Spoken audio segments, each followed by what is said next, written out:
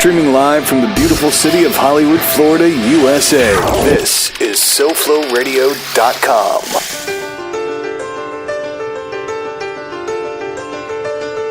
SoFloRadio.com presents CEOmanship, becoming a leader in today's business world, with your host, Steve Gordon, CEO of Gordon Partnership Group, an international business consulting firm specializing in CEO bootcamp, sales team training, as well as client growth and retention. Visit us at GordonPartnership.com. At Gordon Partnership Group, your success is our business. And now, here's your host, Steve Gordon.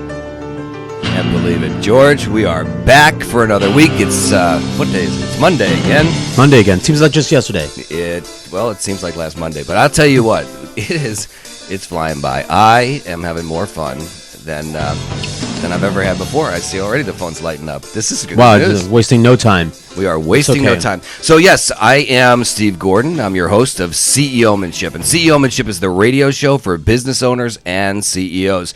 If you're a business owner or a CEO and you'd like to be featured on CEOmanship, the show, you can contact me directly at steve@Gordon, Gordon, partnership.com. steve@GordonPartnership.com.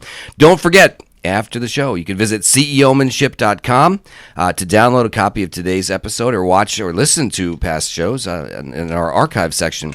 And, of course, if you never want to miss an episode or any from the past, all you have to do is go to the podcast section of iTunes, and you can search for CEOmanship and then subscribe. And this way, each week, that audio version, George, will be delivered right to your electronic device. Without any work, because you know how work. I should have not said electronic device to you, because I have a feeling that if I hadn't cut you off, you might have said, well, I'm going to something just else. expand it on that. Yeah, so let's not do that. Let's talk about your iPod, your iPad. We come up on any electronic device. We will go to great lengths to make sure that if there's an electric current coming through it, your voice can be heard on it.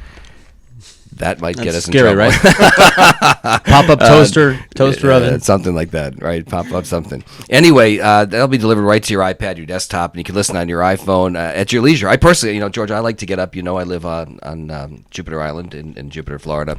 Yes, sir. And I like to get up every morning and ride my bicycle. I try to get 10, 20 miles in. And one of the things I like to do is to actually, listen to podcasts that I've downloaded while I'm riding. It gives me an opportunity to learn while I'm taking a break and enjoying nature, getting my exercise in, and getting those endorphins up and running before my day starts. So, I wanted to mention that I noticed that we've had a bunch of folks writing in or calling in over the last several weeks. All of those things, requesting information on how they can reach out to us or to me, to my company. They were interested in some coaching or speaking. More information. Help me, Steve, that kind of thing. Yes, the Dear Abby of CEOs. So, if you're interested in learning a little bit about having some coaching, if you're a CEO, maybe business is stuck or flat, or you're looking for someone to speak at a corporate event, again, you can contact us directly. Either from GordonPartnership.com and complete the Contact Us form with a little information of what you're looking for, or you can send me a quick email directly at steve@GordonPartnership.com. Of course, you can find show notes and updates and some of the outtakes that happen after the show. If you follow us on Facebook at Gordon Partnership, or follow Steve Gord, Gord. Follow us, because Twitter doesn't allow it. I do.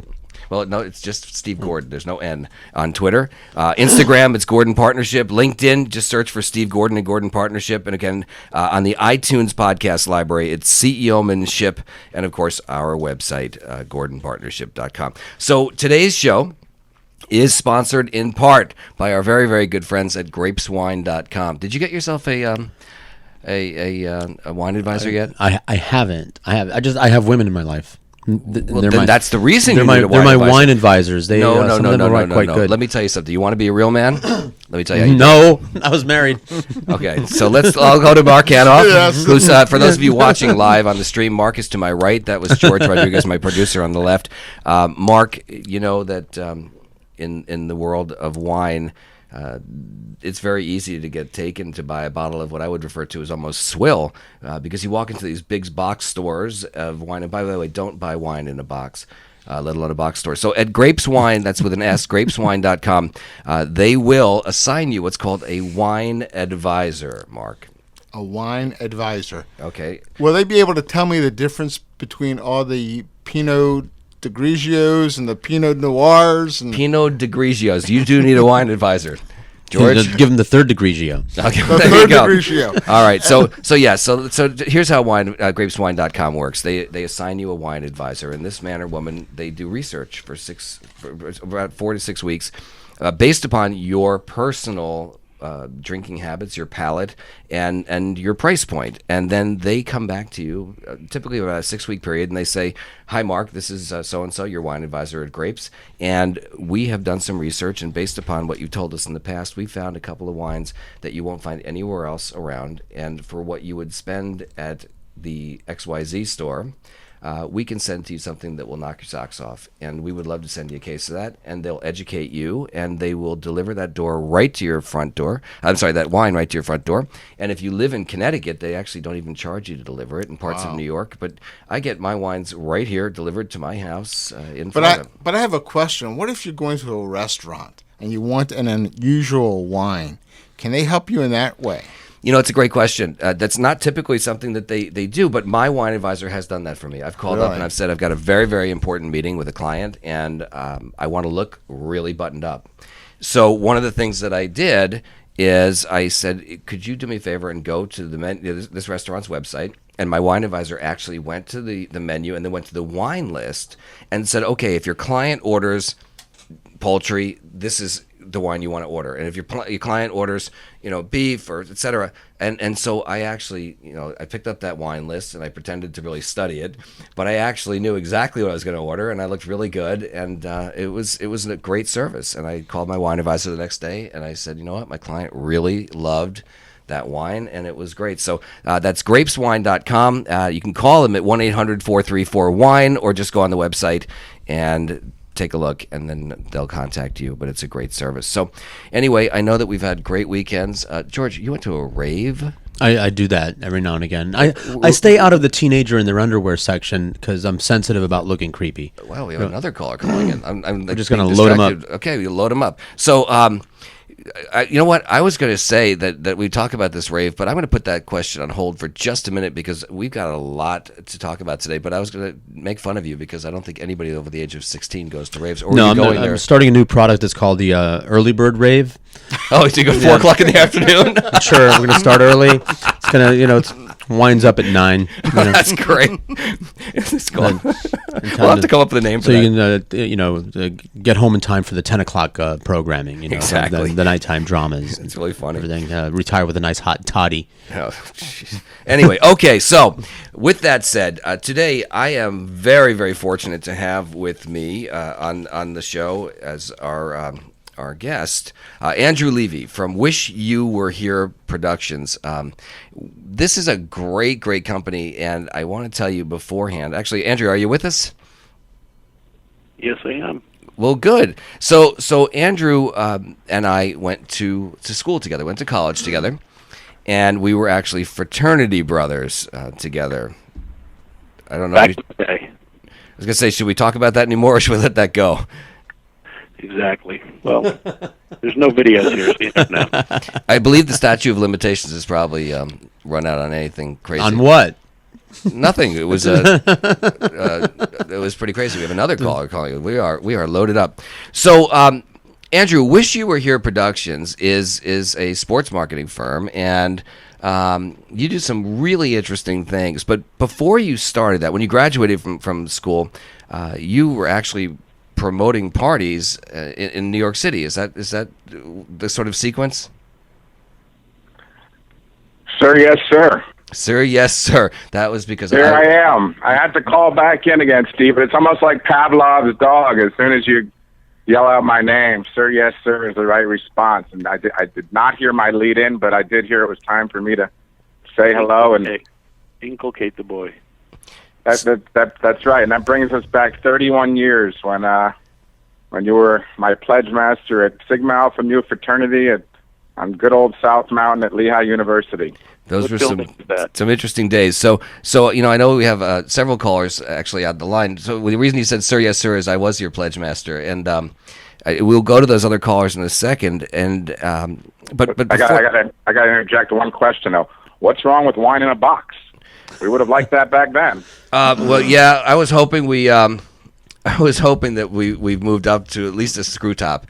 Actually, you know what? It's funny you say that, but and you led me into the screw top. But there's actually now a company that's making a very special screw top that's even better than corks in many people's opinions. The only problem is it doesn't give you that wow impact when you're in a restaurant and your server comes over and opens that bottle and it goes crack instead of pop. So, but anyway, lest I digress.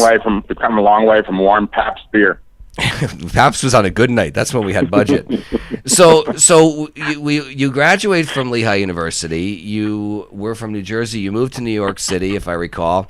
And Connecticut. Then what happened? To New Jersey. Connecticut to New York. Connecticut. That's right. So what happened then? How did you end up in the party promoting business? Well, basically, after getting out of Lehigh, just a few other friends around the same age, we just started promoting different nightclubs in and around New York City. Wish You Were Here Productions.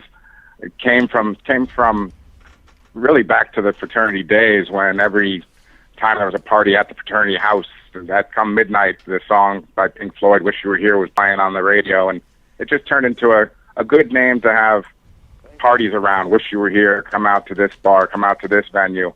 And then it grew into probably the biggest New Year's Eve parties in New York City. Annually. And that can go back, Steve, to where my career began, working with Steiner Sports Marketing. Right. I was introduced to them by David Cohn, who was a great Yankee and Met pitcher, and yes, announcer today for the Yankees. And I was introduced to him by one of my high school friends, actually, and that turned into working at Steiner Sports for a couple of years, and it's just the two of us. I give Brandon Steiner a lot of credit for getting me into the sports marketing business, and he in turn, through his book recently, has given me credit for getting him off the ground as well. And it was my idea first, actually, to head in the direction of selling sports memorabilia when he wanted to stay with athlete representation. So we moved, parted ways, and I went and opened up a sports memorabilia store with the Aronsons, actually. And they were fraternity brothers of ours, as you know, Steve. And then from there, 1 year later, the store was out of business. And, where Steiner ended up in the memorabilia world. And I went my way to represent professional athletes. Yeah, that's a pretty big change. I mean, how do you go from promoting parties into sports marketing, and then we'll talk even further about how you get into the next phase of that sports marketing. Was it a difficult transition, or was it something that you just sort of felt was a natural transition, and you, because of your ability to be social and to connect and to network, how did that all kind of tie together? Yeah, and that's basically all it is growing the network, really. It's different trinkets. It's the same concept, though. You're building up the network for the parties. I had to go into a world of professional athletes where I was just gaining their trust, gaining their confidence in me, going out and representing them, selling them to the different clients I worked with on a regular basis, and really just growing that network out in the same way, where, trying to get people to come to a party, trying to sell an athlete to go off to an event, to endorse a product, to make it an appearance or speaking engagement. It's interesting because in the old days, people listening today take things for granted, like social media. We didn't have any of that. In your day, in my day, in our day, I should say, we sound like our parents in our day, you really had to get out there and network. You had to go out and, pass out cards or go door to door. I mean, can you imagine how much easier your job would have been if you had the social media to be able to promote back then? Yeah, I wouldn't be working today. I just used Eventbrite for the first time this week, and seriously, if I had Eventbrite 25 years ago, I wouldn't be working today. Welcome to the year 2014. The reason I also mentioned the social media is sitting to my right. For those of you watching on the live stream, to your left is Mark Anoff. Mark, Andrew, is a social media expert, and think about today the ways that we use social media to promote. Think about how many people learned about this show just because Andrew was on here and he told his whole cadre of friends and business associates. Steve, that's one of the beautiful things about social media. because you can be remotely communicating with someone and develop a listening base or a watching base or a consumer base just by telling one person what you're doing, and they tell another person, and before you know it, you can have over 1 million people watching what you're doing. It is pretty crazy. I know I follow you, Andrew. If people want to follow you on Twitter, because I know I see your Twitter notes. I know I'm jumping off topic a second, but how would they follow you on Twitter? I can be found on Twitter it's at Levy NYC. Levy NYC. So let's go back a second. I read an article where they, and I hope I pronounced this, but you were referred to as the consigliere of the Boys of Summer. How did that happen? Who dubbed you that name, and why? Well, that was actually an article written in the Huffington Post, where the writer, after speaking to some players that I represent, came up with that name, and whereby obviously it's not for the mob underworld. It kind of goes with what I'd like to be as a trusted friend or confidant or advisor to the players. So it wasn't actually a self-proclaimed name, but it's one I am proud to be called. Well, I love it, and I like the fact that you talk about trusted and confidant, because we talked about last week on my show. I had John and Keena Jackson on, who are in the financial world, and they help small businesses and startups to get funding when the banks won't fund them. And we talked about the fact that it's so important to have that relationship with clients, and that in a world of spam emails and phishing emails and all of this, especially with things like funding or developing that relationship with a client, in order to be able to do business with someone, they have to do business with people that they like and trust. And so obviously, when you're dealing with professional athletes, that level has to be really built up. How do you? I'm jumping around my own notes, but how do you go from somebody who doesn't know somebody? Let's pick Dave Cohn. That's somebody you represent. Dave Cohn, pitcher for the New York Mets, and I want to ask you a little bit about something special that happened with Dave Cohn in a minute. But how do you develop that relationship with someone like Dave Cohn? It's starting with one. It kind of is like a social media, but back in the day when there wasn't actual social media on the internet, it's introductions, just building your web, building your network up, and letting it grow. And it takes time, obviously. But over the past 25 years, which next year will be 25 years of Wish You Were Here production, just bringing in players, bringing in clients that you like to work with, and they're not all going to fit into that web. There are players, there are clients that you just naturally stop working with for the reason that they're not a good mix. So if a client calls me and they're requesting somebody who may not necessarily, in my opinion, based on past performance of players out of appearances, be the right fit for that company, I will explain that to them, try to be a consultant to them, and try to move them in a different direction so that they're getting the right person for their needs and for their client base, so they're not embarrassed when they put that player out there in front of their people.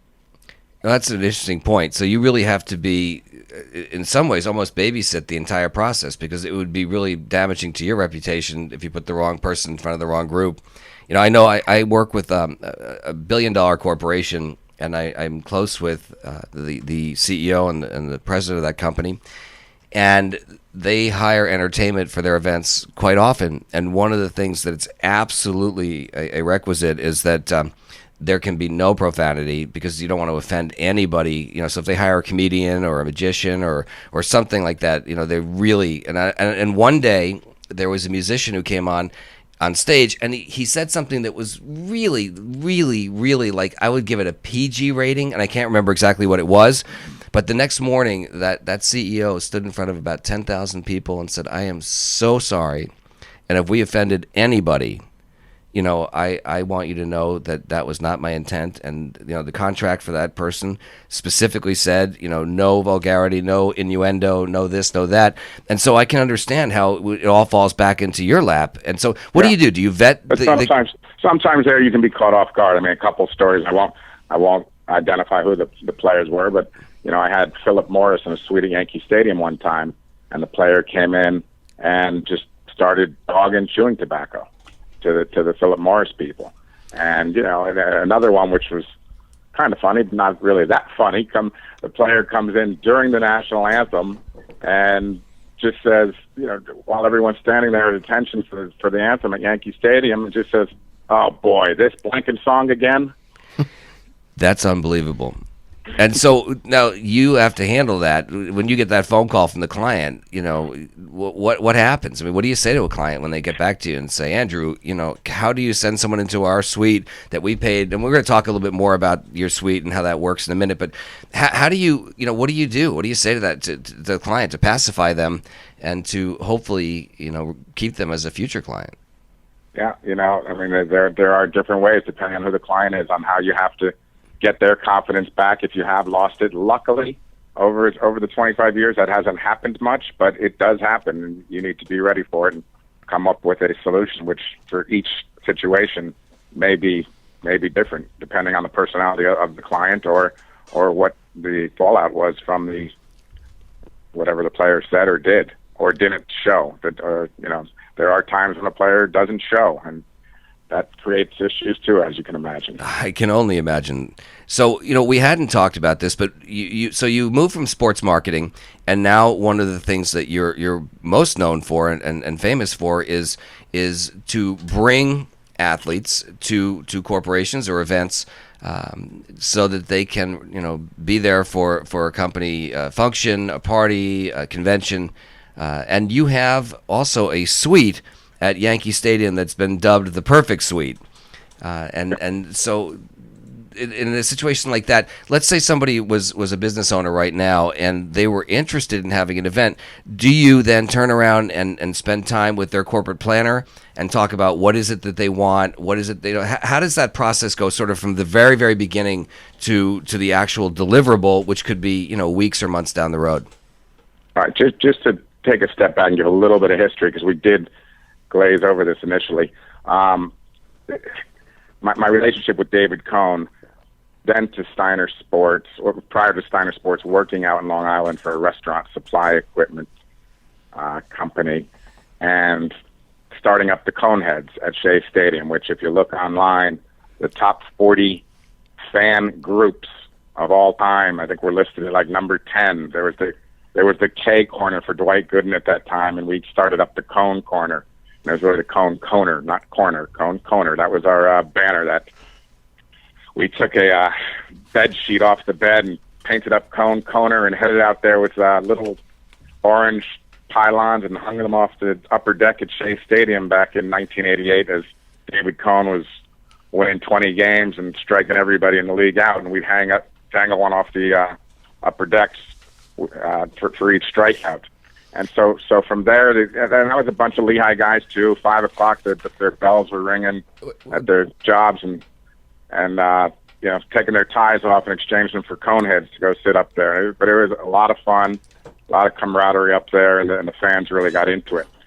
So from there, that's really how I got into sports marketing in a way with the Coneheads. Well, not to interrupt you, but we're sitting here in studio, and for those who are watching live on the live video stream, I just held up from your website the Live from New York, It's a Conehead article, and the picture of you with your Conehead on in a tie and jacket. Pretty crazy to think that you started that movement. It was fun. It was fun. I mean, it was fun. It wasn't anything serious. Everybody went out there and had a great time, and from there, that is how I met a lot of players during those days. I was lucky enough to have Dave Cohn introduce me to other players and get to know them, guys at the Mets back in the day. And then just from there, met one player after another player and tried to build up a pretty solid roster now of dozens of players that someone could call and get from me. Now, that moves forward to when the new Yankee Stadium is being built, and David Cohn, David Wells, and I are getting a tour of the new Yankee Stadium, and one of the banking giants that was in trouble back in around 2007-8 had to pull out of their suite behind home plate, and there was a suite available, and they asked us if we were interested in it. I didn't think there was any chance we were interested in it, and next thing you knew, we were signing a contract to have one of the nicest suites behind the home plate at Yankee Stadium for the past 6 years. That's a pretty crazy story. And so Let's use that as a pivoting point to talk a little bit about what goes on. Well, maybe I should rephrase that question, but so a corporation can book an event at what it's now dubbed the Perfect Suite, and when they do that, then they can also work with you, and you'll hire an athlete to come in, or several athletes if that's what they want, to come into the suite. And It goes from everywhere from companies not having any player in there to hiring one or several in there, and it's also even the companies that go there, Steve, for a just a regular corporate outing. On many occasions, there's a lot of players just up there hanging around, using that as a base, watching a Yankee game. It's a great time. It's 81 nights a year. It's its own little wish you were here party that we used to do back in the day, just on a smaller number of people, but just on a higher level. Well, I got to tell you, I wish I was there, and being in Southern Florida, and actually, we're about to go into a brief commercial break. When we come back, we'll talk a little bit more about the Perfect Suite, and we want to talk about maybe some of your favorite stories. I have a couple more questions for you. I know that there's a very, very big football rivalry coming up in a month or in November, but let's not talk about that yet. Let's tease our audience, and we'll be back. My name is Steve Gordon, and this is CEOmanship. We'll be back in a moment on SoFloRadio.com. Say, remember when radio was fun?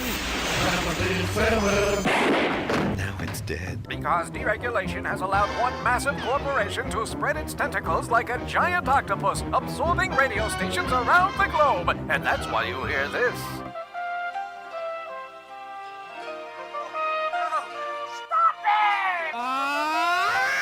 SoFlo Radio will stand and fight the corporate monolith. SoFloRadio.com. SoFloRadio.com.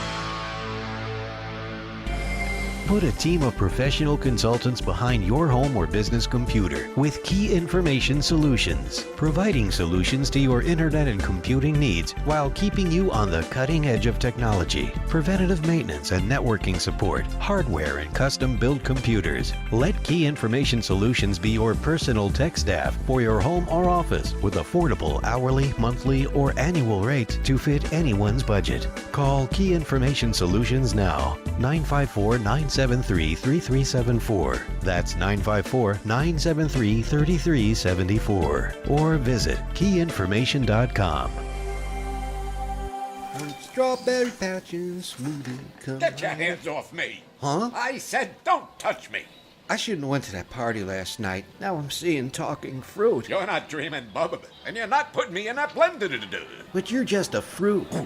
Who you calling a fruit? You are. You're a delicious passion fruit. Why, sure, I'm passionate. How would you like to be blended, huh? I got right, you know. Customers waiting. You gotta go. Yeah, but wait, you can... At Power Smoothie in Aventura, we show fruit no mercy. Always fresh, always delicious. To make the best smoothies and wraps on earth, try our new cilantro lime-alicious wrap or our hot chipotle chicken. Power Smoothie in Aventura, located just north of the Aventura Mall in the Promenade Shops. Or call 305-792-5338. Open 7 days a week. Worldwide, baby. SoFloRadio.com. It's a lot of into the club tonight. What? But it's gonna be alright.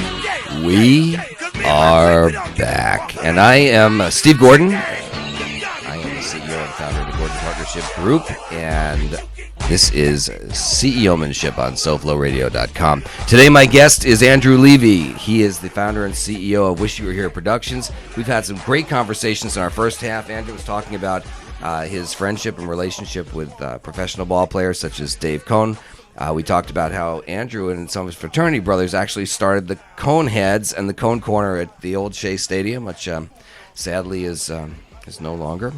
And we talked about how Andrew moved from the promotion of parties in the city to the restaurant business into sports memorabilia. And we've learned some pretty interesting things. Andrew, you're a very interesting guy. Hey, thanks, Steve. Sounds I was liking listening to it. There you go. Right. Anyway, so we've got a lot going on here. We're in the second half of this show. You were starting to talk a little bit about the Perfect Suite, which is a suite that your company owns at the new Yankee Stadium. You know, speaking of the new stadiums, I want to go back in a minute. We'll talk more about the Perfect Suite, but you grew up in New England, in Connecticut, but you were a Mets fan, if I recall, as a kid, correct? That is correct. Diehard Mets. Diehard Mets fan. And really just switched over to the Yankees in 1995, kind of following David Cohn's, travels from the Mets to Toronto to the Yankees at the end of the 95 season. And then that was a good time if you had to jump ship to start liking the Yankees in 1995. You guys, you all switch when you switch when there's a winner. Well, that's a typical New Yorker. I haven't switched. Fully. You can like them both. You can like the Giants. You can like the Jets. You can like the Mets and Yankees. Oh, I'm just kidding with you. So how do you feel having grown up in Shea Stadium? Let's pick Shea Stadium first, and we'll move over the same question to the Yankee Stadium. So at Shea Stadium, we grow up as a kid. I remember going in there, the smell of the hot dogs, the planes flying over. If you've never been to Shea Stadium or the new Citi Field, you don't know, but it's like right on the flight path to LaGuardia Airport and not far from JFK. So, the announcer's going, coming up to bat. And then all of a sudden you can't hear who he says because the jets fly over. And now you've got this new Citi Field, which is, this monolith. And, as an adult looking back, does it make you feel, good? Do you miss the old days? Do you think it's, something that was beneficial in terms of progress or what do you think when you look back and you look at your youth and now you look at the new stadium? They're different, Steve. They're both great. Old and new Yankee Stadium and Shea and Citi Field. I mean, in the old days, you had to the best time to go to a game was the 2 weeks of the U.S. Open when Mayor Dinkins sat courtside over at the U.S. Open and rerouted the planes so nothing flew over Shea Stadium or the vicinity. That was the best time to avoid hearing the flight patterns, the planes ahead, above. But the stadiums.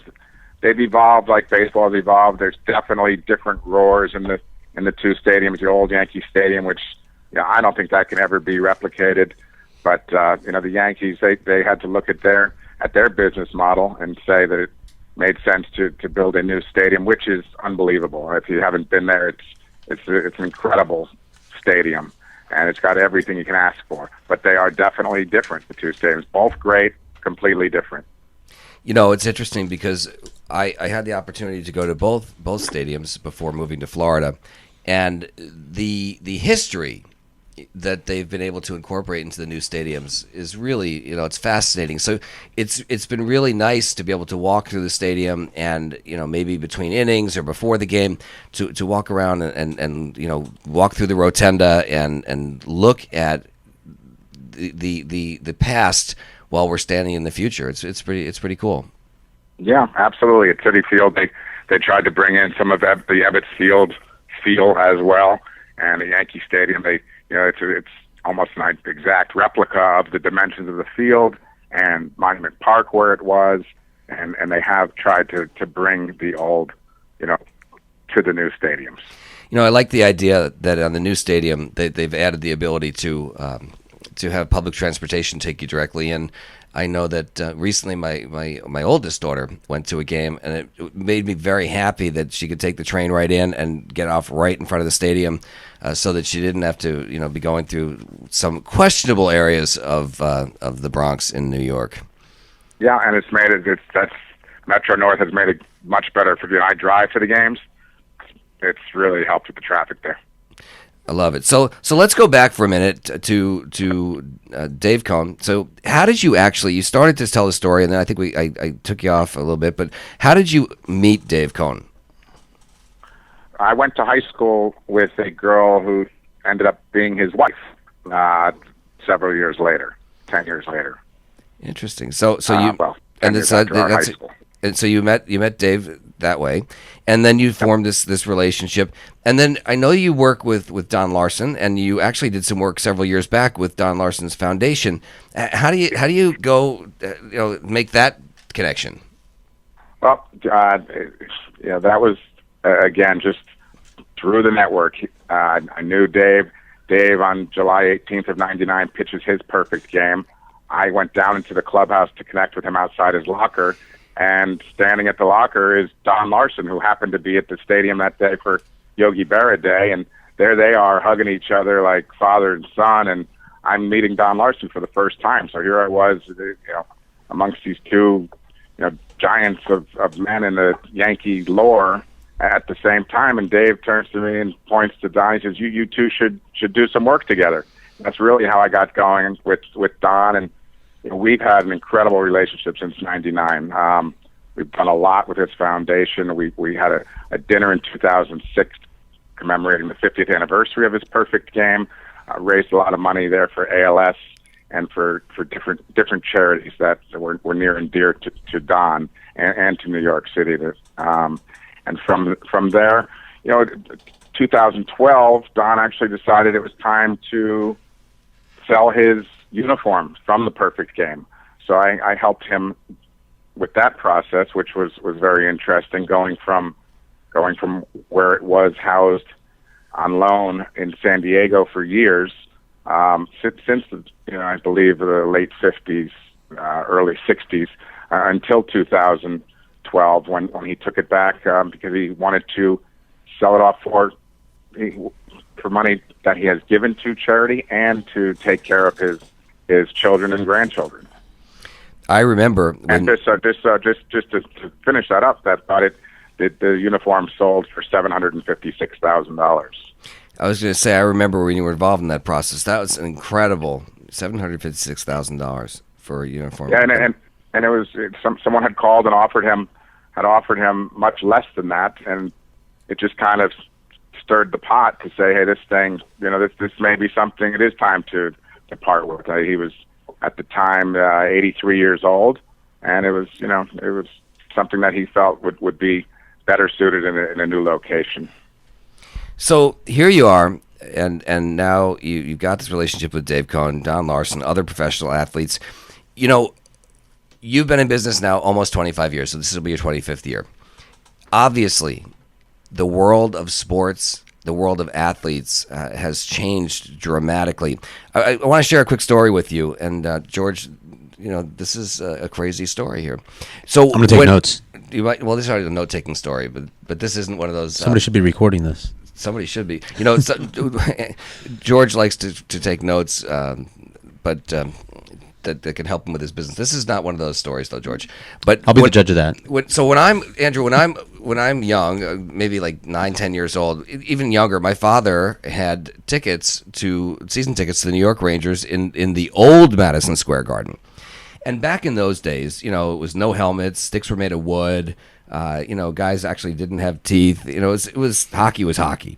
And the interesting thing is that the guy who would open the door to the ice, so the Rangers would leave their locker room, and the guy who was responsible for opening the door so that they could get from the locker room down the little walkway and onto the ice, during the day, he was the GE repairman, and he was the GE repairman who often would come to our house. I'm not saying that our appliances broke often, so GE don't sue me.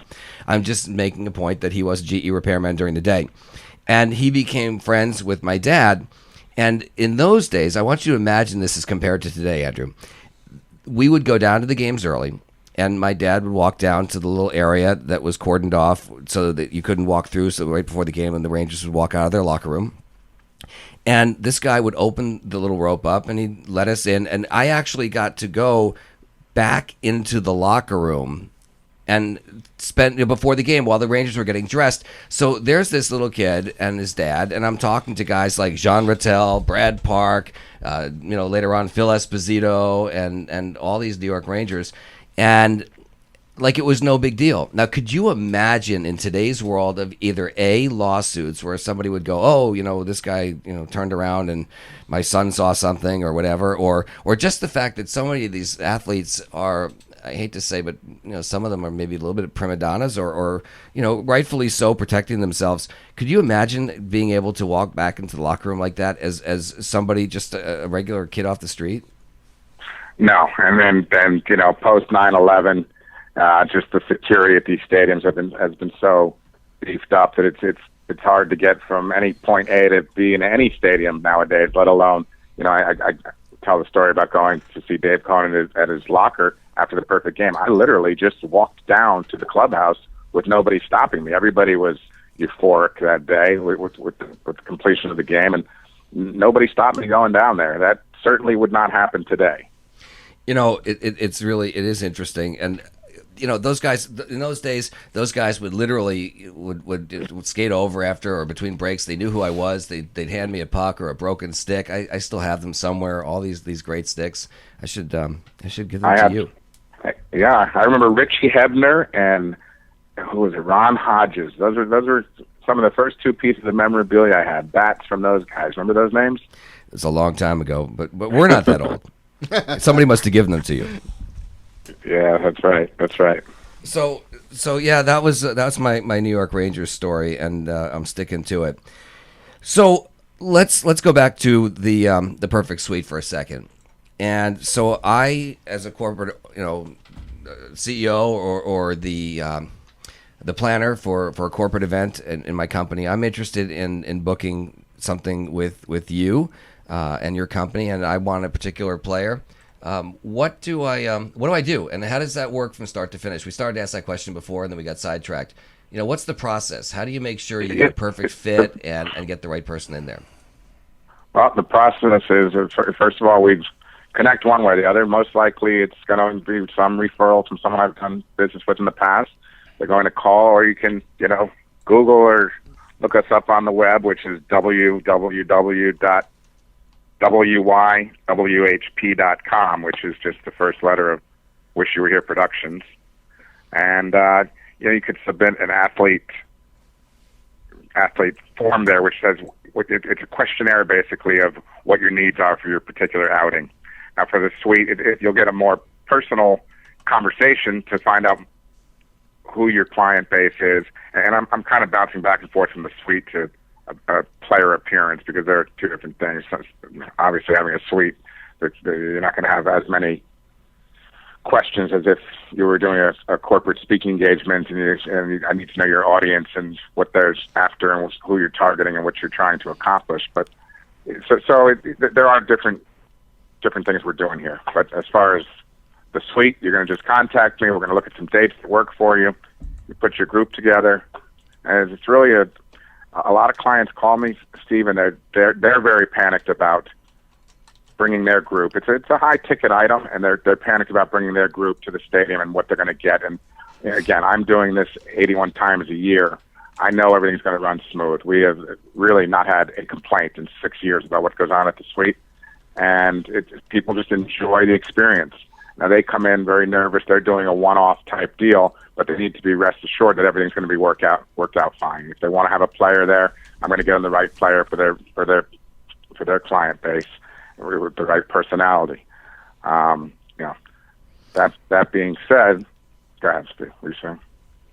Okay, so then I call up. I talk to you. We arrange for that.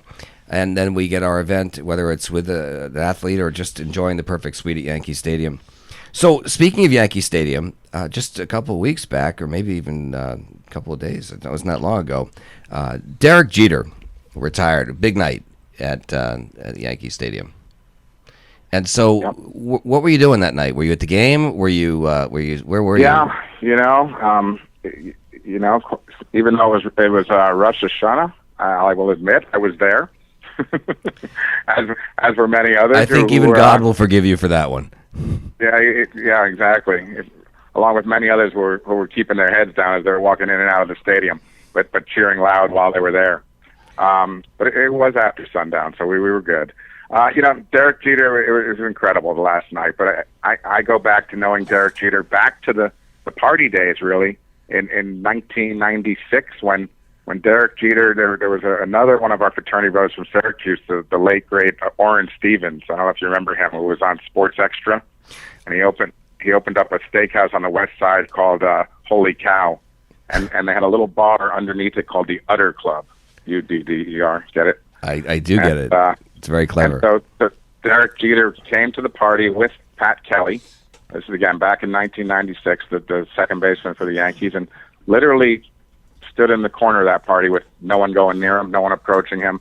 Probably was enjoying himself, just not being bothered and not knowing what he was in store for the next 20 years. But I've seen him really go from that person to, the guy who on September 25th at Yankee Stadium and the months prior had former teammates come to the stadium almost like a high school reunion every night, and they want to get a chance. They want to have a chance to see this great player, one more time. And on the last night we had David Wells and David Cohn in the suite, and even Richard Gere there with us that night. And it was just really a special night. It's really interesting. He is, from what I'm told, a really, really nice guy. My oldest, her name is Taylor. She's now 21. My brother-in-law and sister-in-law lived in Trump Tower, and Hideki Matsui and Derek Jeter and some of the other players lived in that building. And so sometimes before or after games, our daughter would see Derek, and my wife would stop sometimes and have pictures. We have a ton of pictures with Taylor and Derek Jeter. But I remember one game, so Taylor has a big sign that says something like, I love you, Derek, or something. She's maybe 7, 8, 9 years old. And he's on deck, and she runs down towards, this is again in the old days when he could run down toward the field, and she's like, Derek. And he turns around and he goes, hey, Taylor, like in the middle, like just while he's taking his practice swings. And I think everybody who was within any type of shouting distance or hearing distance was like, who is this little girl? And how does she know Derek Jeter? And he's great like that, Steve. He gets it. He always has, always from the on-deck circle. He's always, talking to people as he was getting ready for his at-bat, be it kids or adults. He'd really just carry on conversation. It was kind of his routine for his entire career, and it worked. It was great for the fans, and there wasn't much that Derek didn't do right. So Andrew, we have a caller calling in, and someone's been trying for a little bit. Let's bring that caller in. Hi, this is Steve Gordon, and you're on CEOmanship on SoFloRadio.com with Andrew Levy. Yeah, hello. You're live on CEOmanship with Steve Gordon. Oh, yeah. Okay. My name is Doug G. And I had a question. I was listening to you guys. And just curious, as far as market value, what has a better market value? The hockey or more in that long ball? Like the baseball and stuff. What do you think about that, Andrew? So I think we may have lost Andrew on that. So I'm here. Okay, there you go. I'm here. So the question was, what has a better market value, hockey or baseball in terms of memorabilia? Well, I would just say baseball right out. Right. Being in this Yankee world, and I think it's going to come. Is the caller still here? No. Yep, we're still here. Oh, okay. Yeah. And I wanted to say this is a first-time caller for me, but I've been a long-time listener. Well, thank you very much. We're glad to have you. So we appreciate that, Doug, calling from New York City, and it's nice to know that we have listeners across the United States. And actually, because we stream live over the internet, and we also have a video stream, we do get callers and emails from folks all across the globe. So, as a hockey fan... Doug has been a long-time follower of yours, Steve. I think he tweets about that. I appreciate that, and I appreciate the call in. Andrew, as a hockey fan, it saddens me to know that we still can't get any traction for that game. It's interesting. I want to... We're running up against a quick break here, but I was going to talk to you about hockey. Actually, I'm not, because I want to ask you one more question before we go to break, and that is this. If you could sort of have a bucket list for what your next conquest would be in terms of maybe it's a player to work with or an event, what would be on that bucket list for Andrew Levy at Wish You Were Here Productions? Steve, these things, some of the best events I've ever thrown, they come out of nowhere. They're not necessarily something that's planned on a bucket list. It's not something I'm saying, this is something I need to do one day. This is the right event. It kind of... The best events I have thrown have been those that have come on short notice, really. So, to say what's something I'd love to do, I don't really have that answer, and I hope that's not a cop-out to you answer, No, but not at all. It's the truth. It's just those events that come out of nowhere that seem to be the best ones. Well, I know that Spontaneity. you and I are going to have the privilege, or I'm going to have the privilege of spending some time with you in the Perfect Suite and some of our friends, several fraternity brothers. The longest standing rivalry in college football, to my knowledge, is Lehigh University versus Lafayette. And this year, for the 150th anniversary, they're going to be playing in Yankee Stadium, and so we'll be seeing each other in a couple of weeks. Yeah, I mean that's kind of a great example of something coming full circle. I mean, we meet at Lehigh. I work with the Yankees on a regular basis, and now the Lehigh Lafayette game is happening at Yankee Stadium, and several hundred people from our group of friends are coming back for the weekend from all over the country. And it's really going to be a special weekend with events planned every night of the week, right through the game and after. Well, Andrew, I appreciate you taking almost an hour out of your afternoon to join us on this show live. Again, Andrew Levy with Wish You Were Here Productions in New York City. And the website is WYWH, right? Productions.com? Yeah. And HP.com. There you go. I had to And think Steve, about you know what? It's now that you're in South Florida and out of the Northeast, you gotta. It's after October 15th. You got to invite us down to get over to Joe's Stone Crabs. Well, you are always welcome, and mi casa is su casa. So come on back and come down and visit, and I really appreciate your time, and thank you, and you were a great guest. We will be taking a very, very quick break. This is Steve Gordon on SoFloRadio.com. SoFloRadio.com is the exclusive radio home of the Fort Lauderdale Strikers Football Club.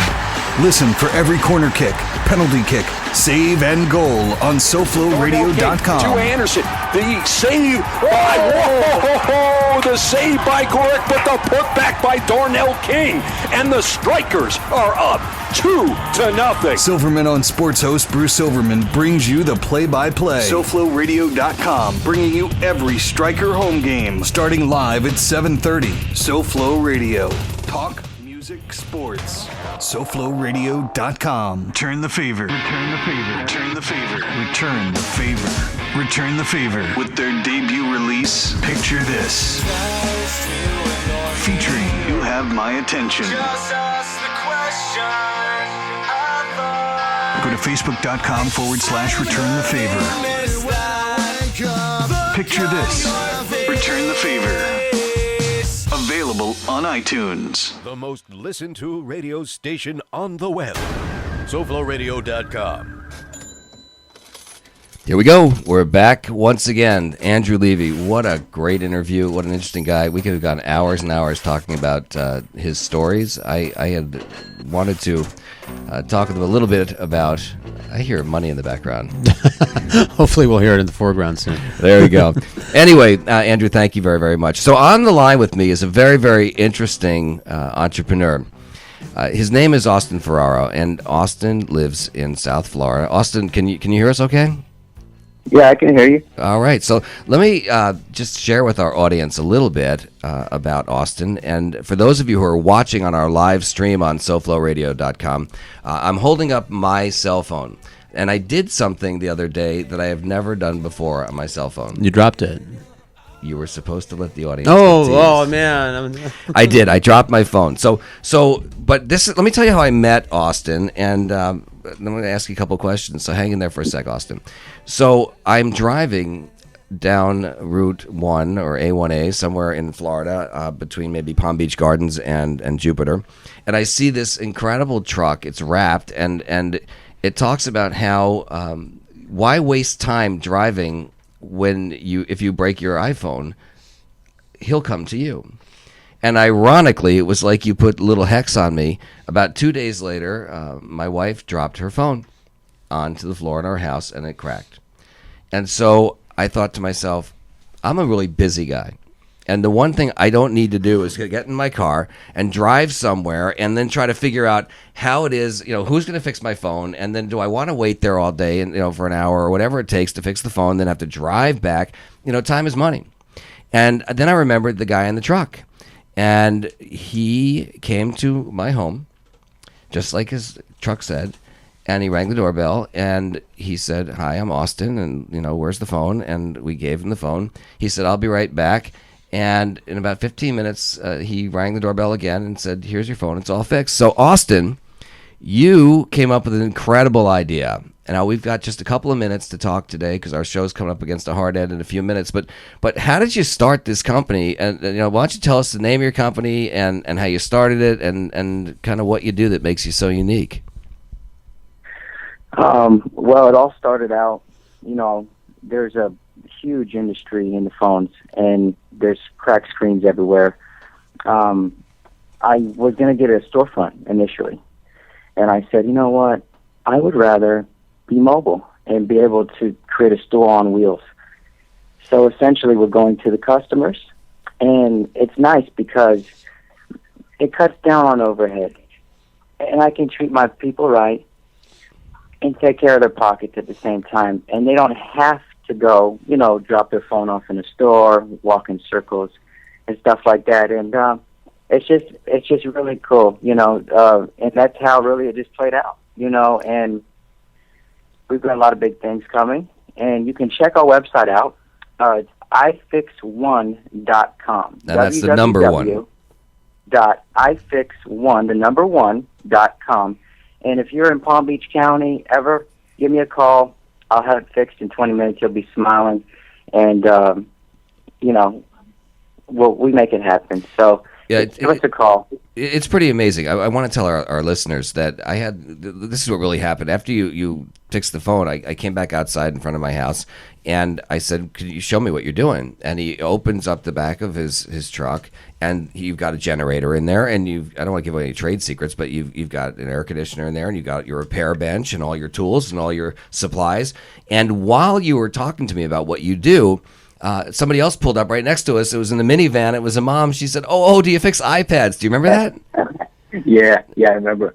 I read somewhere, Austin, that 25% of every single cell phone or iPhone owner breaks their phone during their contract time. So that's a lot of iPhones. And neither my wife nor I ever broke a phone. But since we've been down here in Florida, all three of us have now dropped our phones. And so I'm actually going to request that when I see you next, I need a screen for my phone because I cracked mine. And I know you do great work, and you're really responsible and meticulous, professional, and the work that you do is excellent. And I know personally I've referred you to many of my friends. And I would say to anybody listening today that if you're in South Florida and you do happen to unfortunately break your phone, that Austin and his company are really, really great at what they do. Anyway, it looks like to me, I guess we're starting to come up to a hard end to our show. What am I hearing, George? We're getting close. The end music, yeah. Do I have time to say thank you to everybody? All no, right. not a couple. Less than a couple? Yeah, like half of one. Oh, my goodness. All right. So Austin, thanks for calling in. My name is Steve Gordon, CEO of Gordon Partnership, and this is CEOmanship on SoFloRadio.com. And, of course, you can go to iTunes and find us at CEOmanship on iTunes. Please come back next Monday. We have an amazing guest. Thank you, Austin Ferraro. Thank you, Mark. Thank you, George. Thank you, Andrew Levy. I thank your wife for the muffins. Oh, and thank you, Lori, at SimplyLoriGordon.com. Lovely muffins. Yes. I'm going to go get a decaffeinated coffee and enjoy the muffin. Make it organic coffee. Okay. Don't forget, you can find us again on followstevegordon.com if you want to have a little fun. Gordon Partnership on Facebook, Instagram as well. And you can hear today's episode and see today's episode at CEOmanship.com. Steve Gordon on SoFloRadio.com. You're listening to SoFloRadio.com.